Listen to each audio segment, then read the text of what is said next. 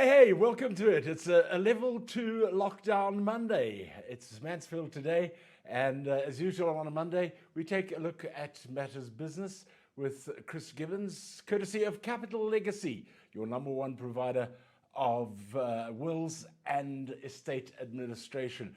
Chris, just before we get on to that level 2 lockdown, I must tell you, based on your final story last week, where you were just discussing the change in the whole soccer world based on finances and all the rest of it, I got a WhatsApp from a very well-heeled businessman who's a mate of mine in London, and is also a very ardent Chelsea supporter, who'd watched the vodcast, and he said to me, very succinct words from Chris Gibbons on the changes in financial statuses of various football teams. Unfortunately, most English football fans get the financials on their soccer teams from the Beano magazine. Let's get back to this week. First off, what reaction from the business world to government's decision to take us into level 2 lockdown? Yes, good morning, Jeremy. I think your chum is absolutely right, by the way. A cautious welcome, I'd have to say. Far from deafening applause, the announcement from President Ramaphosa last evening allows restaurants, bars and gyms to close an hour later, alcohol to be sold from Monday to Friday. This is much better, says Ocean Basket CEO Grace Harding, who also speaks for the Restaurant Collective. Taverns and pubs need the extra hour, she says. But while Lucky Ntimane, convener of the National Liquor Traders, welcomed the decision, he added that given the economic conditions of the country, the president might have missed a perfect opportunity to move the country back to level 1. That way, says Ntimane, the country would have been on a much quicker path to economic recovery. Coming up this week, a big court case given the green light to go ahead. Yeah, this is part of the ongoing fallout from the Steinhoff collapse. A court on Friday evening ruled that a case due to be held tomorrow may go ahead. And this is a case applying for Steinhoff to be liquidated. And it's been brought by the former owners and founders of Techie Town, Bernard Mostert and Bram van Huisteen. You may recall they sold Techie Town to Marcus Jooste and Steinhoff for 1.8 billion rands worth of Steinhoff shares just before the collapse. Now, they reckon they were scammed by Jooste and his cronies. They want their company back. They're applying for Steinhoff's liquidation because they also want a proper external investigation into the goings-on. And they remind everyone concerned that despite billions and billions being lost in the Steinhoff collapse, still no one has been arrested, let alone fitted for an orange jumpsuit. But Chris, I thought that Steinhoff were quite close to some sort of agreement with its creditors.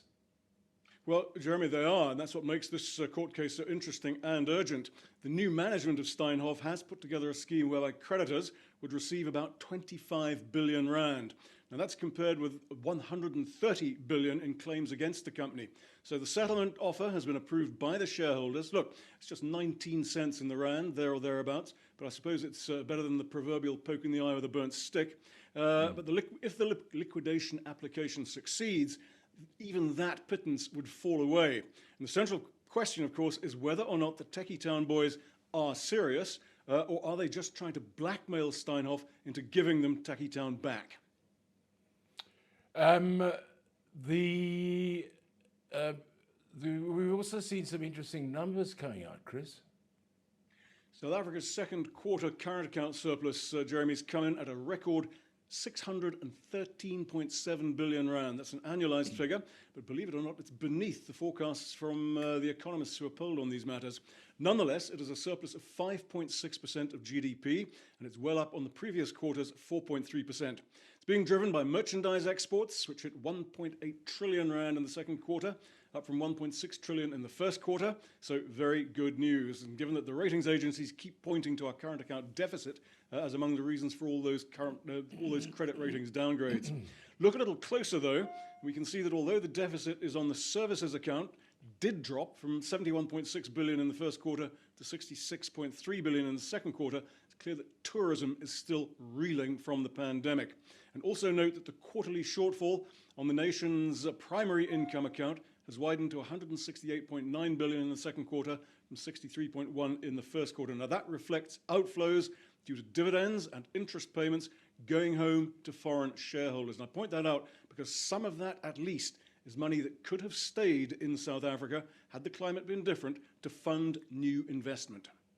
At the same time, I see that the South Africa has rebased its GDP. What's that all about, Chris? Nothing to panic about, Jeremy. GDP, as you know, loosely speaking, the measure, the value, if you like, of the final goods and services produced by an economy over an extended period.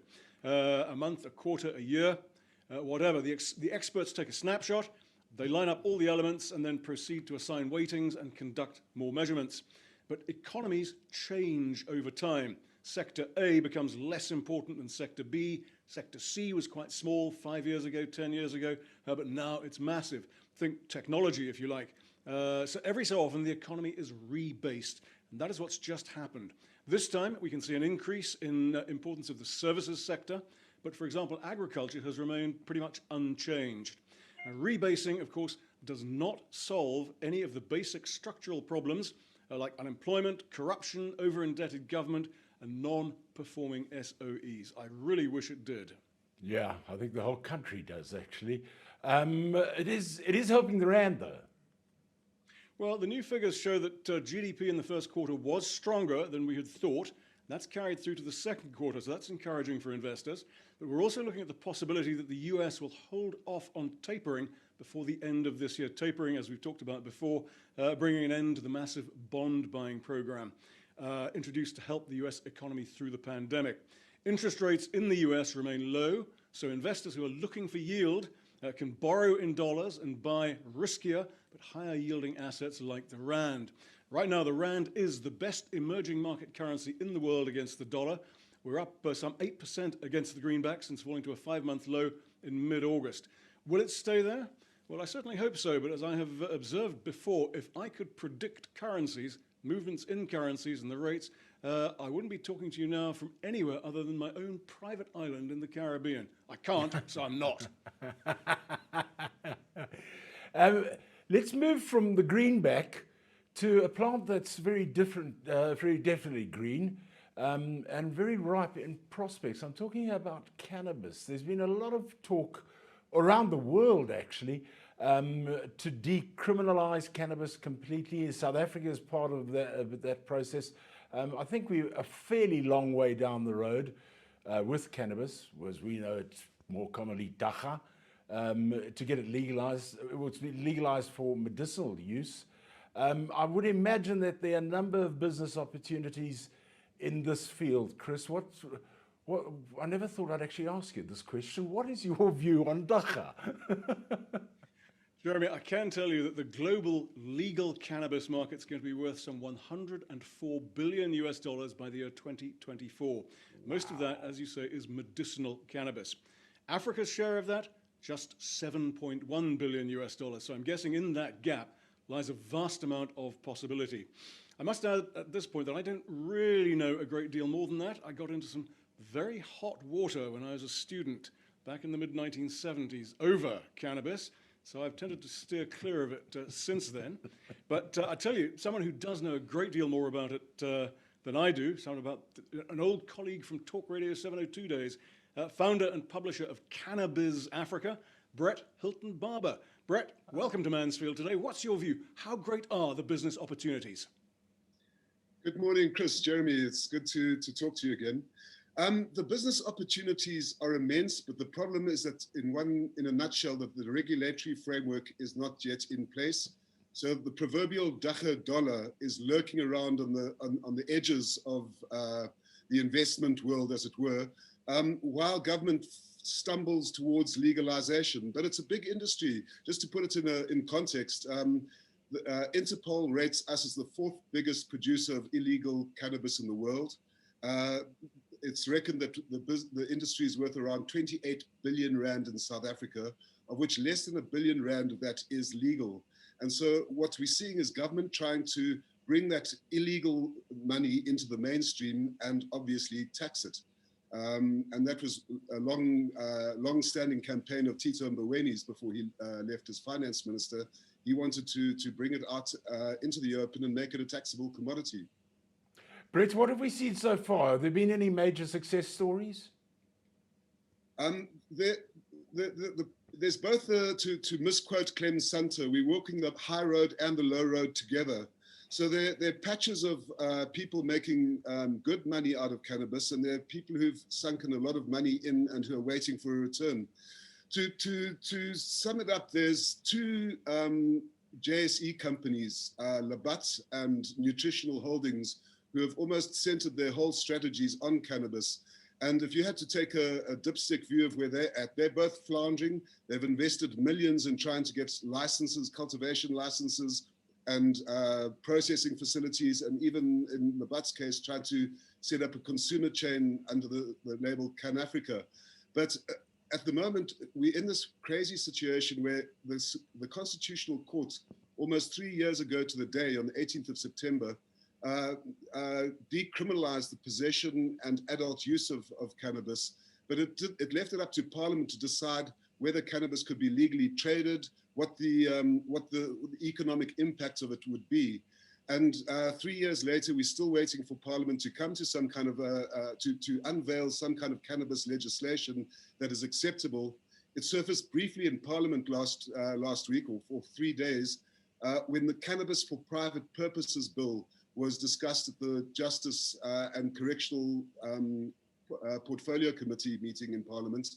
And basically, the piece of legislation that was drawn up by the Justice Department was roundly trashed by everybody because it was unconstitutional and was completely out of line with the government's National Cannabis Master Plan.